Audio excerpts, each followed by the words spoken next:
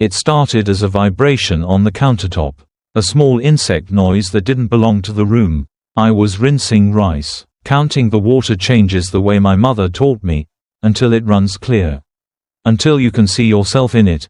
When the phone skittered against the wood and flashed a preview I wasn't meant to see. A heart, then a sentence fragment that might have been nothing in another kitchen. Last night was. The bubble blinked, withdrew, then returned with the rest of the thought like a tide insisting on coming back. People say it's the big things that break you. I think it's the way ordinary light keeps shining on them. The lamp over the stove kept doing its job. The pot kept heating. I dried my hands and reached for his phone without planning to. The way your body throws a hand out when a glass tips. I told myself it was to move it. To make the counter neat again. I told myself it was to check on a delivery. I told myself a dozen small lies as my thumb hesitated over a device that knew more about my life than I did. I didn't have his passcode. I had enough of his habits to guess. 4 digits. The month and day he insists is lucky. The lock surrendered without performance. The message opened like a curtain. There was the heart. There was the sentence. There were the photographs. Not obscene. Not even dramatic. An empty plate with 2 forks. A movie still. A pair of feet I didn't recognize tucked under a blanket I did not own. Underneath, a caption that made my teeth ache with its sweetness. Next time. Same place. The first feeling was logistical. I noticed the time stamps and began arranging them beside the map of last night. He said late meeting. I set aside a bowl. I folded laundry. I fell asleep on the couch and dreamed I was late to an exam. The second feeling was anger in a thin dress. It wasn't ready to come out. The third was disbelief. A child in pajamas insisting monsters are not real because the room looks exactly the same. I locked the screen and set the phone down, careful enough to pass as calm. My heart had found a hammer and was trying every wall for weakness. When he came home, he smelled like the outside. A faint cologne of bar air and rain. He kissed the air near my cheek. The greeting of 2 people who have perfected choreography. Traffic, he said, the lie a small neat thing you could put in a pocket and forget. He hung up his coat. Asked about my day. Complimented the basil, and I watched him as if subtitles had suddenly appeared beneath his mouth. We ate. I swallowed and did not taste. He told me a story about his boss's boss and mimed the way the man taps a pen when he's pretending to think. I laughed on time because habit is also a muscle memory. In the middle of his sentence, he glanced at his phone where it sat face down beside his glass. The almost flinch, the tiny catch of a throat clearing. How many times had I given that moment back to him without noticing? The room narrowed to the size of the screen that had lit up in my palm. I could have waited. I could have gone on like a detective who prefers not to question the suspect until all the evidence is alphabetized. Instead, I pushed my plate back and said, very gently, next time, same place. His face changed the way a sky changes, nothing for a second. Then everything at once. He didn't reach for the phone.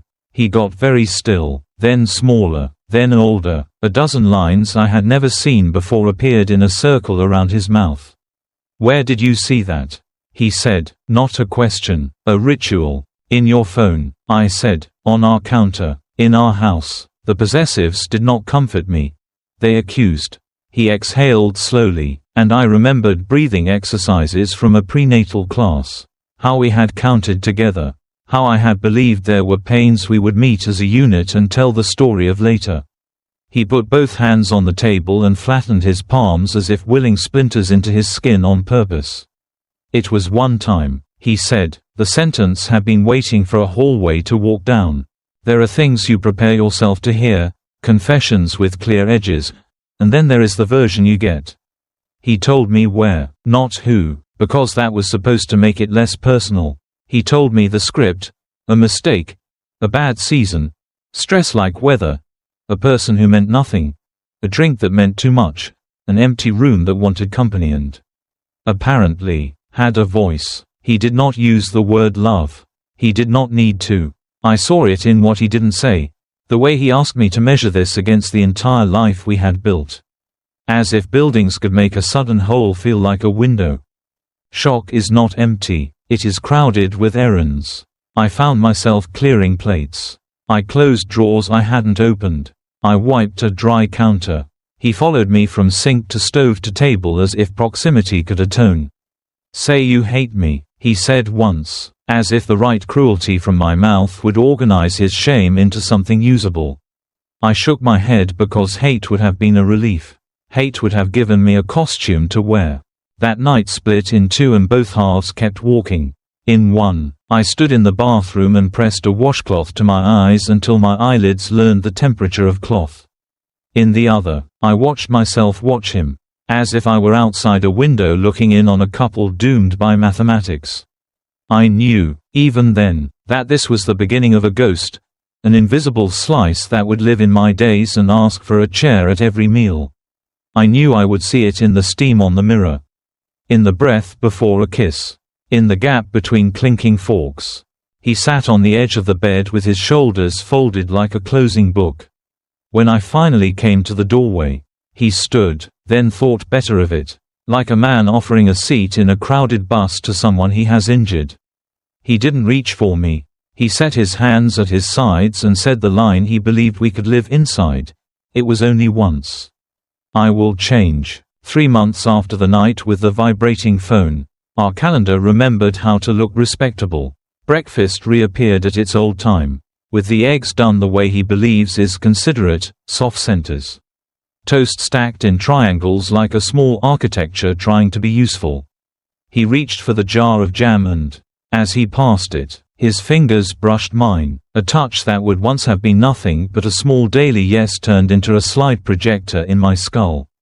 The image clicked on, a blanket I didn't own, 2 forks on a plate I hadn't washed. The caption that still lodged like a seed under the gum, "Next time." Same place. I kept my face where routine expects it to be and said thank you as if the word could sand down the edge of a memory. He was practicing goodness with the fervor of a convert. He put his phone in a bowl by the door when he came home. As if we owned a ritual that could absolve the object. He narrated delays. The subway stalled between stations. The boss needed last-minute slides. The grocery line was biblical. He held doors.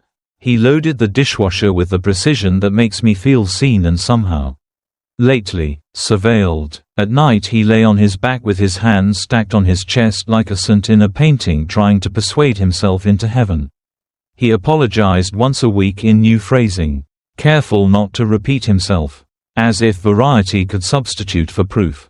I wanted to believe him the way a body wants to believe water will remember your name when you drown. Our life went public again. We sat on his mother's couch and watched a cousin's toddler throw glory at a balloon. We went to a neighbor's birthday where everyone brought the same salad and called it different. On Sundays, the TV performed Comfort, a show about nothing that makes people laugh as if laughter were a law you could practice. He hooked an ankle around mine on the couch and I didn't move. Just shifted my weight as if Comfort had a new address and I was learning to forward the mail. When he rested his head on my shoulder I felt the old good ache of belonging. And then the projector whirred and I saw a room I had not entered. Light slanting across someone else's forearm. My husband's profile turned toward a camera that was not mine. I held still and let the scene pass through me like weather. I tried to outwork the ghost. I ran in the morning until my knees argued back. Cooked elaborate recipes with the stubbornness of a pilgrim. Stacked our books by color so the shelves could impersonate calm. I replaced the sheets, the pillows, the lampshades, small domestic exorcisms performed with a credit card and the belief that fabric can trick the brain. I told myself 1,000 times that pain changes shape when you stop naming it. But the mind is a talented archivist. It retrieves, it restores, it captions. At the sink, rinsing rice, I would feel the precise tremor of that first vibration in the counter. In the grocery aisle, choosing jam, I would see 2 forks on an empty plate. In bed, turning toward him, I would feel the gravity of a body that had learned a new map. The worst part was not melodrama. It was the way tenderness turned practical. He would reach to tuck hair behind my ear and I would flinch in a way I'm certain was imperceptible to anyone but me. He would ask, "Are you cold?" And I would answer, "A little," without mentioning that the cold lived under my ribs. He would bring home pink peonies because he remembers details like that.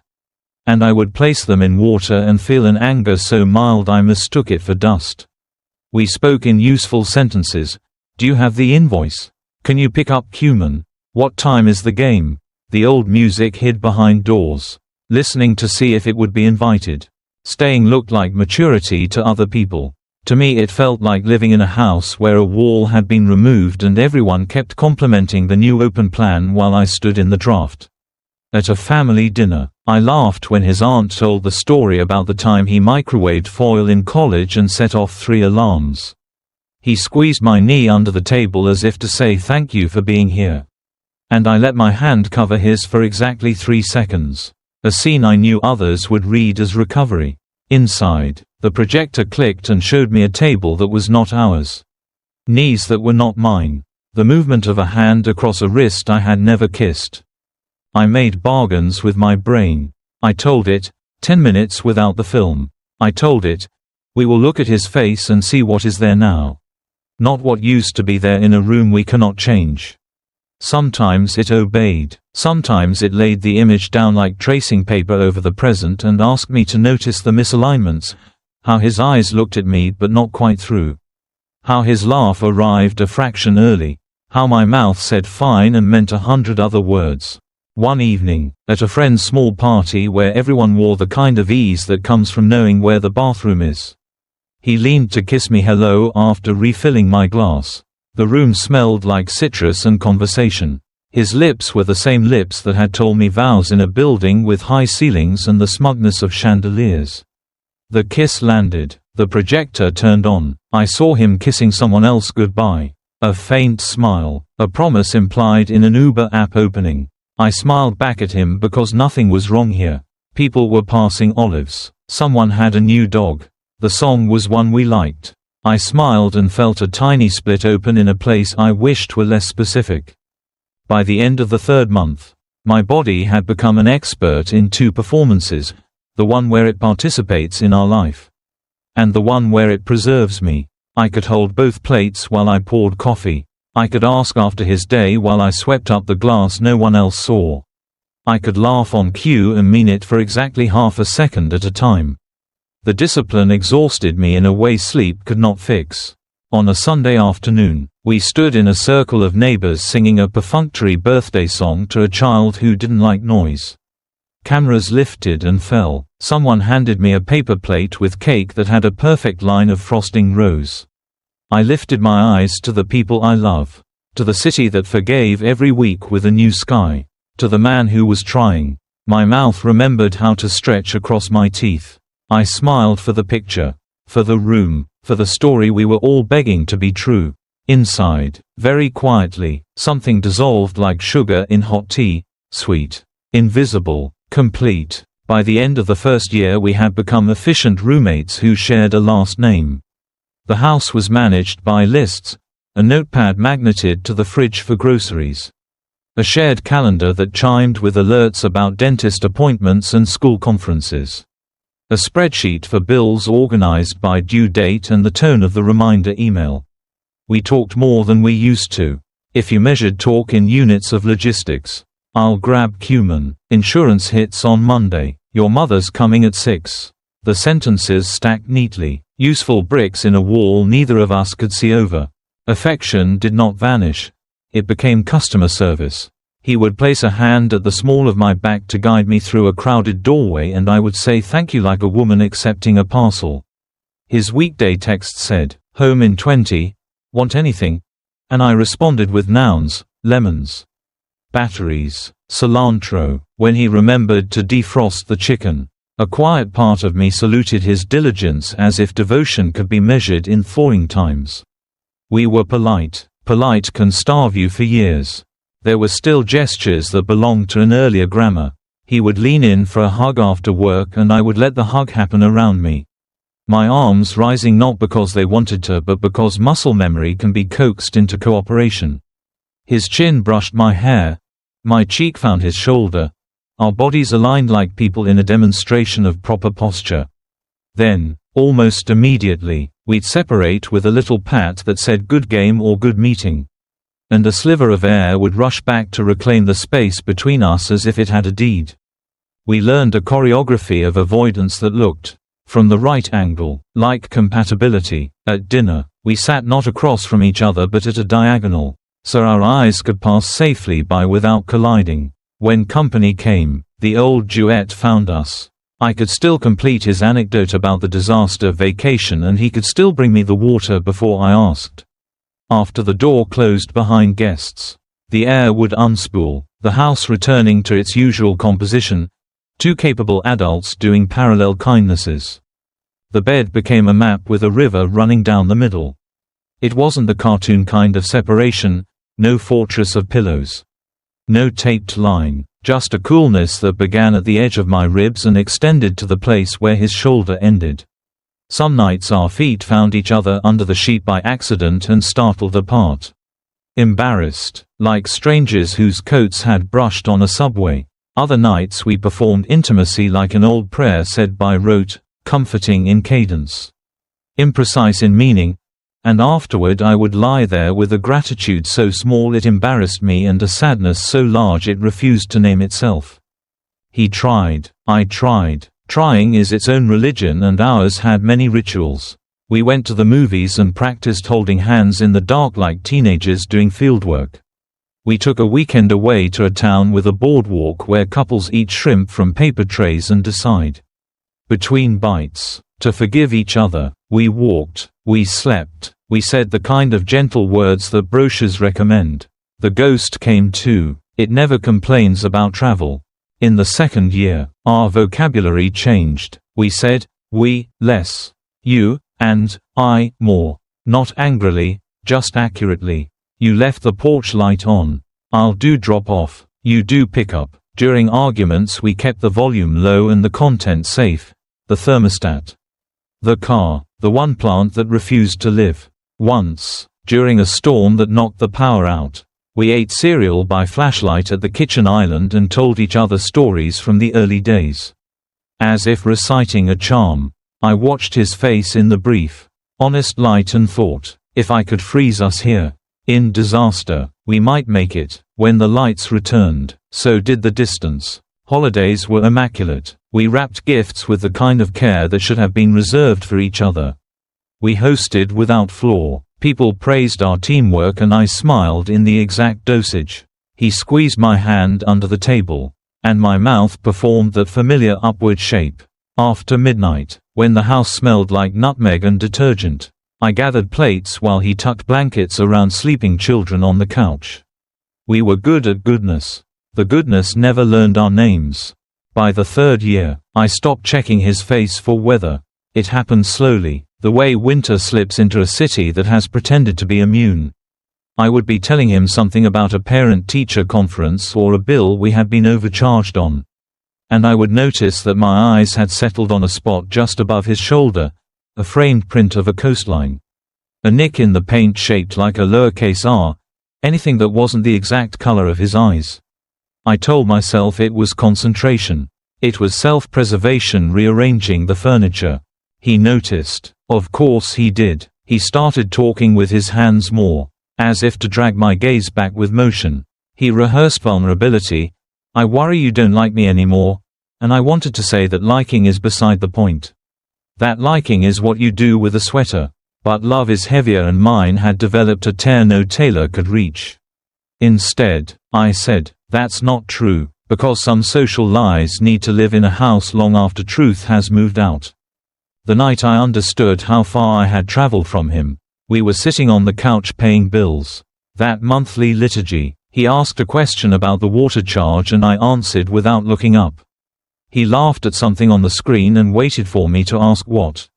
I didn't. He repeated the laugh, louder, an echo looking for its origin. I nodded in the general direction of humor. It wasn't cruelty. It was absence that had learned to stand upright. Later, in bed, I listened to his breathing find its way into sleep. The river kept its cold course between us. I watched the ceiling until it blurred and realized I had gone an entire day without searching his eyes for a sign. Without that small, childlike scan for welcome or warning. The discovery did not devastate me. It landed with a quiet click, like a door that has been trying to close for years finally aligning with its frame. I turned onto my side, away from the draft, and did not apologize to the dark for choosing the warmer edge of the bed. It happened in a kitchen no different from any other night, the pan cooling, the spoons stacked, the window carrying back a dark version of our faces. I was drying a plate when he reached past me for the towel and, in that small space, rested his hand on my shoulder. The touch was meant to be nothing. How you steady a jar before you twist its lid. My body flinched before my mind had time to edit it. Not a dramatic recoil, just the kind of shiver a person gets when a breeze sneaks under the collar. Still, I felt him feel it. His hand withdrew as if the air had teeth. He said nothing. I said nothing. The room tried to behave. He lifted the towel and busied himself with a glass, turning it slowly until the water drops disappeared. The faucet dripped once, twice, then remembered to stop. In the silence, I realized I had been waiting for 3 years for my body to learn amnesia. I had been bargaining with time, if not today, then surely by spring, if not spring, then by the 4th set of new sheets, if not then. After the next good week, after the next kindness, I had been collecting evidence of his effort like receipts and expecting them to purchase the forgetting of a night that did not want to be sold. There are stories about pain that hardens into a pearl if you hold it long enough. Mine kept its grit. I rinsed the last plate and felt the tremor of that old vibration from years ago replay under my palm. As reliable as muscle memory. The dish rack gleamed as if cleanliness could bless a room. But my shoulder still remembered a history that refused to be repainted. I stood there looking at the towel in his hands and understood that the flinch had been a kind of truth. Not a verdict against him. Not a plea to punish. Simply an honest map. Here is the line I cannot cross without losing the last accurate part of myself. The day went on as if it hadn't noticed. We watched a game muted. The commentator's lips moving like fish against glass. He checked the locks. I checked the lunchboxes for the morning. He put his phone in the bowl by the door, a ritual I had once read as penance and now saw as habit. Neither guilty nor pure. In the living room, the lamp made its modest circle of light on the rug. We sat inside it like travelers camping under a streetlight for safety.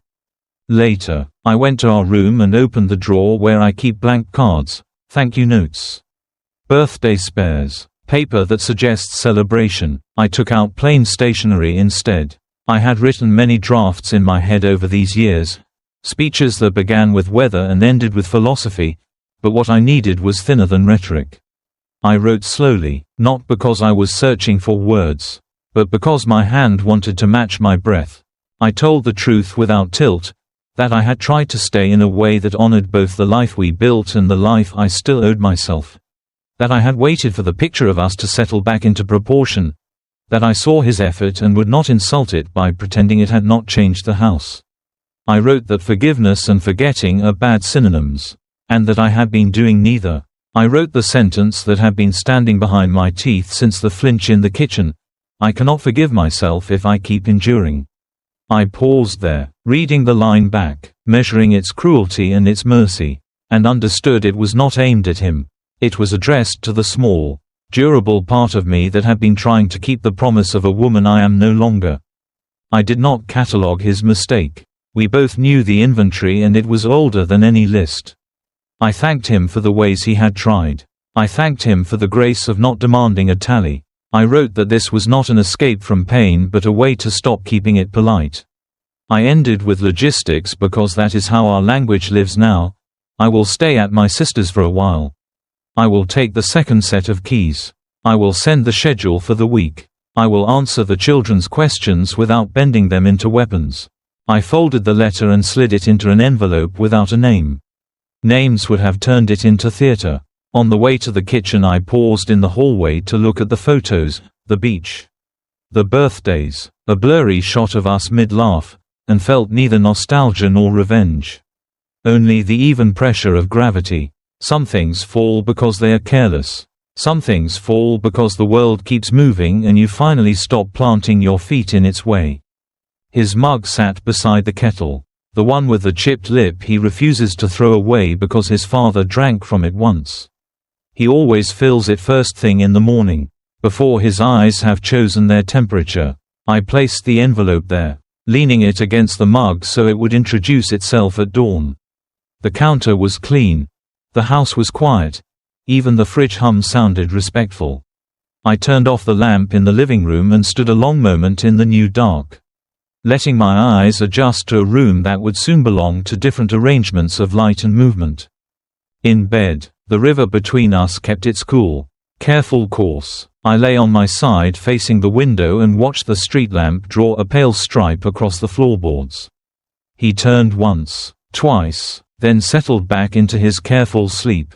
I did not cry. The tears had been spent long ago on nights when hope still rented a small room in me. What I felt now was not victory and not defeat. It was the steadiness you get when you finally put down a heavy box you have been carrying 2 flights too far.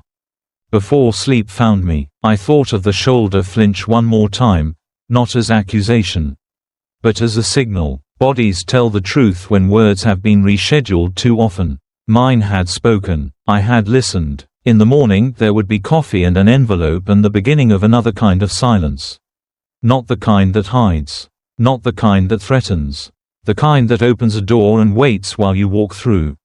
Morning arrived without ceremony, as if it had agreed not to make a sound. He found the envelope first. I heard the pause before the kettle. The scrape of chair legs that usually meant coffee was coming paused. Then resumed. The house kept its part of the bargain. Pipes ticked. A radiator sighed. The hallway collected light by inches. When I walked into the kitchen, he was already standing with the letter folded back into itself, the lines pressed by his fingers like a map that had been opened too late. We didn't stage a conversation for the benefit of the tiles. He lifted his eyes and I lifted mine and we stood there in the thin space between us where we have spent the last 3 years, closer than strangers. Farther than a marriage. His mug sat on the counter, steam turning in a small, patient spiral. Okay, he said, because there are mornings when the correct answer to a life is a single word. I nodded. No accusations, no legal exhibit, no recital of the night when everything shifted. We had done that work, clumsily, and then we had lived in its wake. Today was for logistics and mercy. I set the small suitcase by the door. Inside were the things you can't borrow, medication, a sweater that knows my shape, the spare phone charger that never stays where you leave it. I left the other belongings for later, because dismantling a life is easier in small rooms of time. He reached for the cupboard and took out a second mug like muscle memory had insisted on helping. Do you want, he began, and stopped, because offers are also inheritances and we were rearranging those. I shook my head. It wasn't a protest, it was an alignment. He set the mug back gently, a quiet unspooling of a habit. We checked the ordinary boxes aloud, the way travelers read instructions before a flight even though there will be a card in the seatback pocket. I'll text you the schedule. I'll be at my sister's. I'll pick up the dry cleaning. You can get the prescriptions. Make sure the plant near the south window turns once a week. It will burn on one side if you let it. Each sentence cut one new thread and tied one new knot. He stepped aside so I could pass into the small utility room and lift the suitcase handle. The wheels murmured acceptance across the floor. He opened the front closet and held it while I took my coat. In another version of our life he would have put it on my shoulders for me and kissed the air near my temple. In this version, we allowed the silence to carry our better intentions without dressing them up as rescue.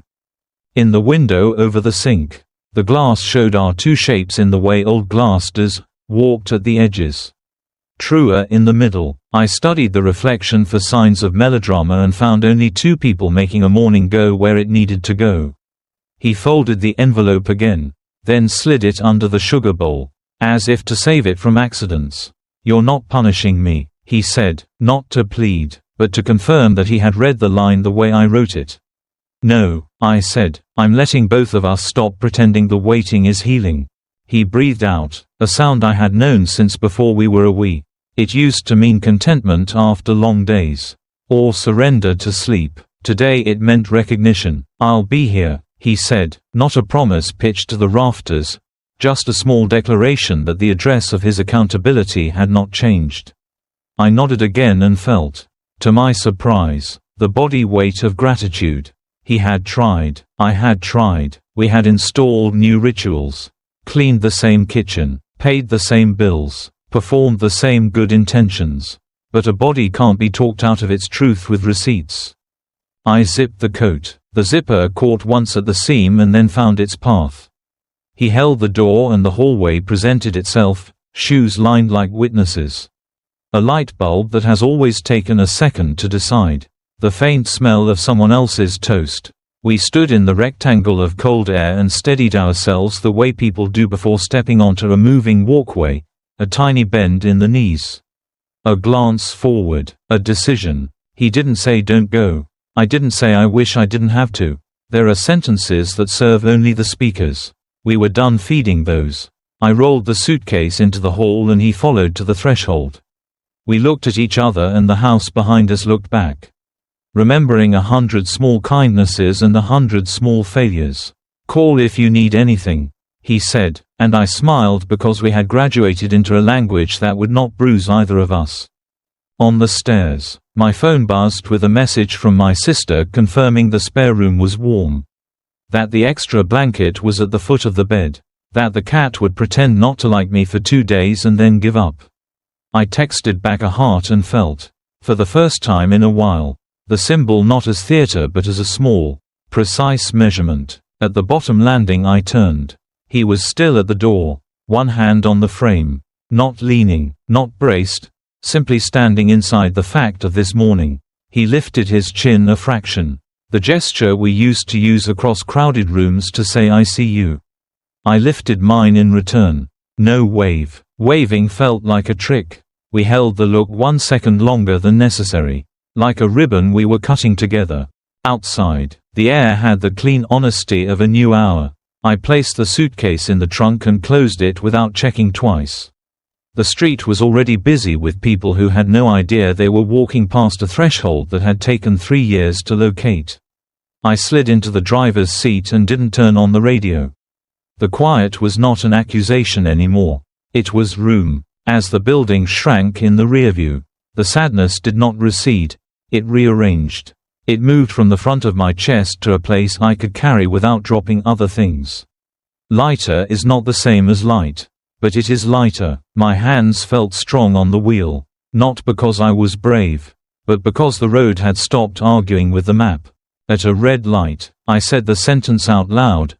Not for him. Not for a friend, but to anchor the day to a truth I can live inside. Forgiving you was easy. Forgiving myself was impossible. Until I left.